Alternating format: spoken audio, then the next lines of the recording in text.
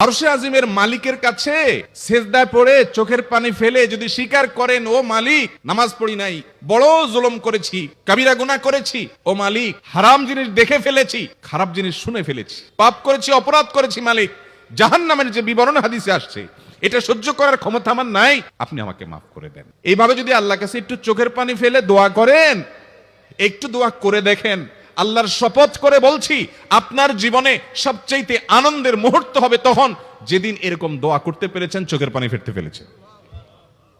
দুনিয়ার মানুষের কাছে ছোট হলে মানুষের মনটা সংকীর্ণ হয়, ছোট হয়, মানুষ অপমান বোধ করে, খারাপ লাগে। মালিকের কাছে যদি কেউ মাপ চায়, চোখের পানি ফেলে ইস্তেগফার করে, ছোট হয়, তাহলে তার অন্তরে আরো আনন্দ অনুভব হয়। সালহাতু সঙ্গে বুদি দিল খরাশ, আজমুদে এক জামানা খাকে বাস। পাথর হয়ে বহুকাল ছিলে ভাই, কিছু কালের জন্য একটু মাটি হও, আসো একটু মাটি হয়ে দেখো। পাথর হয়ে তুমি যতটা আনন্দিত হয়েছো, পুলকিত হয়েছো, পরিতৃপ্ত হয়েছো, আরশে আজিমের মালিকের শপথ করে বলছি আল্লাহর কাছে মাটি হয়ে, ছোট হয়ে, তুচ্ছ হয়ে, অপমানিত হয়ে, ক্ষমা চেয়ে ইস্তেগফার করে তুমি যখন লা ইলাহা ইল্লা আনতা সুবহানাকা ইন্নী কুনতু মিনাজ জালিমিন, নিজে পাপ করেছো এটা স্বীকার যখন করবে, তখন আল্লাহ তাআলা শুধু মাফ করবেন না, তোমাকে ঈমানের স্বাদ দিবেন, তুমি সাথে সাথে অন্তরে সেটা অনুভব করবা। ভাইরা আমার, আল্লাহর দিকে ধাবিত হবে তো ইনশাআল্লাহ? গুনাহের, পাপের, অপরাধের পথ ছেড়ে আসবো তো ইনশাআল্লাহ? লা ইলাহা ইল্লা আনতা সুবহানাকা ইন্নী কুনতু মিনাজ জালিমিন। কোরআন হাদিসের নির্যাসের 5 নম্বর আমল দোয়া ইউনুস। নবীজি সাল্লাল্লাহু আলাইহি সাল্লাম বলেছেন, আমার ভাই ইউনুস আলাইহিস সালাম, তিনি আল্লাহর কাছে এটা পড়ে যেরকম বিপদ থেকে রক্ষা পেয়ে গেছেন, তোমরা আমার ভাই ইউনুস আলাইহিস সালামের দোয়াটা বেশি বেশি পড়বা, ওইটাকে তোমরা আঁকড়ে ধরবা, তোমাদেরকে আল্লাহ তাআলা উদ্ধার করবেন। আল্লাহ কোরআনে ওয়াদা করেছেন, ওয়া কাযালিকা নুনজিল মুমিনিন, এভাবে আমি ইমানদারদেরকে রক্ষা করব। অতএব ভাইরা আমার, বিপদ আপদে ওই মাজারে দৌড় দিবেন না, হুজুরের কাছে দোয়া চান, এটাতে দোষের কিছু নাই, কিন্তু সবকিছুর আগে আপনি নিজে নিজের মালিকের কাছে চান। আমরা অনেকে দোয়া করি না, কেন করি না?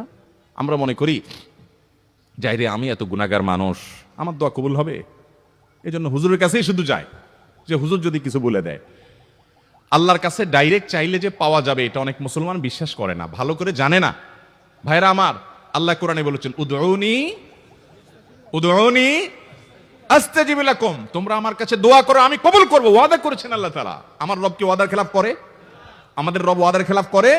ইন্নাহু লা ইউখলিফুল মিআদ, তিনি ওয়াদার খেলাফ করেন না। তিনি বলেছেন তোমরা দোয়া করো, হালাল বক্ষণ থাকে, যদি হালাল উপার্জন যদি থাকে, শরীরে যদি হারাম যদি না থাকে, শর্ত আদায় করে দোয়া যদি করেন, দোয়া করে আবার হুলস্থুল যদি না করেন, তাড়াহুড়ো যদি না করেন, দোয়া করে আল্লাহর কাছে দরখাস্ত জমা দিয়ে দেন, দুরূদ পাঠ করেন, শর্ত আদায় করে দোয়া করেন, আপনি যত অপরাধী হন, যত গুনাহগার হন, যত পাপিষ্ঠ হন, আল্লাহ আপনার দোয়া কবুল করবে।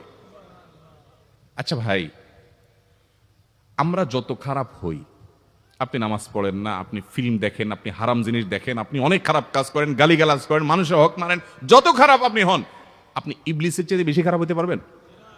ইবলিসের চেয়ে বেশি খারাপ হওয়ার সুযোগ আছে? খারাপের বাপ সে, তার মতো খারাপ তো আপনি চাইলেও হইতে পারবেন না, ঠিক না ভাই? ঠিক। আচ্ছা, এই ইবলিস আল্লাহর কাছে দোয়া করছে কখন? এমন সময় যখন আল্লাহ তাকে নির্দেশ করছে সেজদা করো, আদমের সম্মানে। সেই নির্দেশ সে লঙ্ঘন করেছে, ডাইরেক্ট আল্লাহর সামনে সরাসরি লঙ্ঘন, সরাসরি বিদ্রোহ। আপনার সামনে আপনার ছেলে, আপনার কর্মচারী, আপনার কাজের লোক ডাইরেক্ট যদি একটা জিনিস বলে পারবো না, কি পরিমাণ মেজাজ আপনার গরম হবে চিন্তা করেন। অথচ আপনিও মানুষ, সেও মানুষ, আর আল্লাহ হলেন সৃষ্টিকর্তা, এ হলো সৃষ্টি।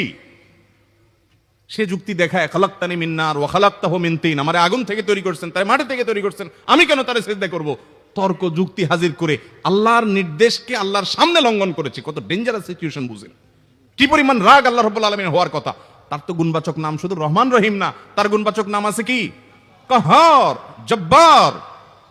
তো আল্লাহ রাব্বুল আলামিনের এই গুণবাচক নামও তো আছে, তিনি হচ্ছে প্রচন্ড রকমের কাহারের অধিকারী। তো আল্লাহর সামনে ডাইরেক্ট তার আদেশকে লঙ্ঘন করেছে, হটকারিতা দেখিয়েছে, অহংকার করেছে, দম্ভ দেখিয়েছে, এত বড় বেয়াদবি করেছে। ওই টাইমে আল্লাহ তাআলা তো রাগ হওয়ার কথা। ওই রাগের সময়, ওই কঠিন সময় ইবলিস যখন আল্লাহ তাকে বললেন যাও ফাখরুজ মিনহা ফাইন্নাকা রাজিম, জান্নাত থেকে বের হও, তুমি বিতাড়িত। আল্লাহ রাগ হয়ে তাকে জান্নাত থেকে বের করে দিলেন। ভাইরা আমার, এই রকম সময় পর্যন্ত ইবলিস দোয়া করে বসছে। কি দোয়া করছে?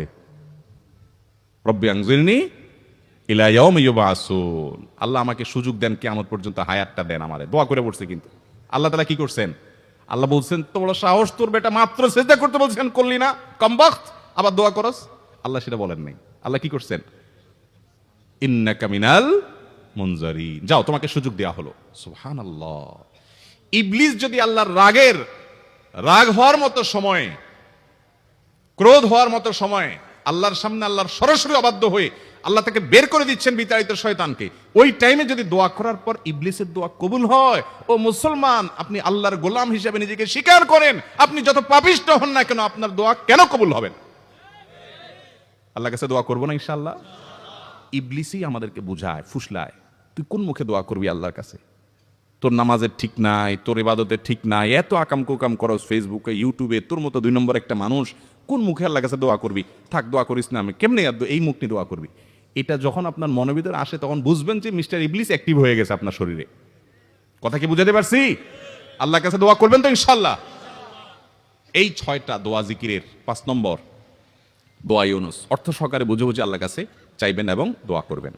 6 নম্বর হলো সুবহানাল্লাহ, আলহামদুলিল্লাহ, লা ইলাহা ইল্লাল্লাহ, আল্লাহু আকবার। এই বাক্যগুলো দেখবেন ঘুরে ফিরে নবী করিম সাল্লাল্লাহু আলাইহি ওয়াসাল্লাম সারাদিন পড়তেন। 5 ওয়াক্ত নামাজের পরে 33 বার দেখবেন। আবার দেখবেন সকাল সন্ধ্যায় সুবহানাল্লাহি ওয়া বিহামদিহি 100 বার, সুবহানাল্লাহি ওয়াল হামদুলিল্লাহি আল্লাহু আকবার 100 বার। আবার এগুলো মাঝে মধ্যে 10 বার, রাতের শোয়ার সময় 33, 34 বার। বিভিন্ন সময় দেখবেন ঘুরে ফিরে এই সুবহানাল্লাহ, আলহামদুলিল্লাহ, লা ইলাহা ইল্লাল্লাহ, আল্লাহু আকবার, এগুলো একটা মিজানের পাল্লাকে পরিপূর্ণ করে দেয়। কোনোটা আসমান এবং জমিনের মধ্যবর্তী জায়গায় সওয়াব দিয়ে পরিপূর্ণ করে দেয়। এত বেশি ফজিলতপূর্ণ জিকির। এই জন্য পুরো কোরআন হাদিসের দোয়া এবং জিকিরের নির্যাসের শেষ এবং 6 নম্বর হলো বেশি বেশি করে দিন রাত 24 ঘন্টা যখন সুযোগ পাবেন, যেখানে যেখানে হাদিসে যে সংখ্যা বলা আছে ওটাতে করবেনই, ওর বাইরেও বেশি বেশি করে সুবহানাল্লাহ, আলহামদুলিল্লাহ, লা ইলাহা ইল্লাল্লাহ, আল্লাহু আকবার বেশি বেশি করবো না ইনশাআল্লাহ? আবারও বলছি, পুরো কোরআন হাদিসের দোয়া এবং জিকিরের নির্যাস 6টির একটি হলো, এটি ইবনে সাইদী রাহিমাহুল্লাহর গবেষণা, তার গবেষণা আলোকে তিনি এটা পেশ করেছেন। এটি আবার কোন হাদিস থেকে নির্যাস বের করে দেওয়া হয়েছে সে নয়, এটা একজন মুফাসসিরের গবেষণা। তিনি বলেছেন কোরআন হাদিসে যত দোয়া বলা হয়েছে সবগুলার মর্ম কথা এর মধ্যে চলে আসে। তাছাড়া নবী সাল্লাল্লাহু আলাইহি ওয়াসাল্লাম এবং কোরআনে এইগুলাকে বেশি বেশি করতে বলেছেন। আলিজ্জু, আকসিরু, মান লাজিমা, এই শব্দগুলো ব্যবহার করা হয়েছে। এই জন্য এগুলো বেশি বেশি করে করতে হবে। এই যে শেষেরটা নবী সাল্লাল্লাহু আলাইহি ওয়াসাল্লাম সবসময় বিভিন্ন জায়গায় করতেন।